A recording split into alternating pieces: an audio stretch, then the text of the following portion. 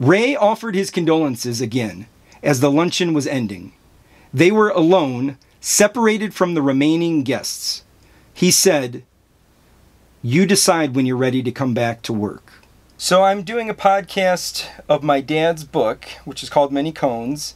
It is a podcast version of this true crime fiction that my dad wrote. He was a criminal defense attorney in Northwest Indiana for 30 years. And he handled appeals, he and his partner Don Levinson, for this famous case from Northwest Indiana in the late 1970s.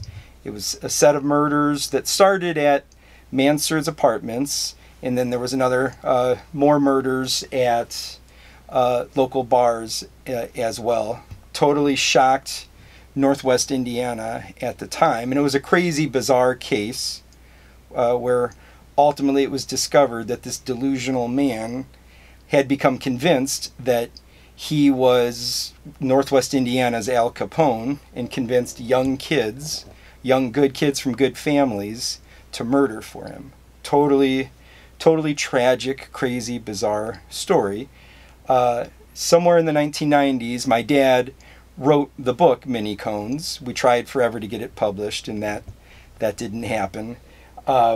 Years later, as my dad was passing away of lung cancer, we did a self-published version of it, and was able to put that in his hand right before he passed. So we achieved that. We were able to publish his book. And then over the last 5-6 months, one of my best friends, Eric Steiner, suggested that we do a podcast version of it. So we've been working on the podcast version of the book. We are about halfway through. The entire podcast will eventually be 8 hours, and we release 1 hour a week. And we're at the 4-hour point. We do an hour a week. We're at 4 hours right now.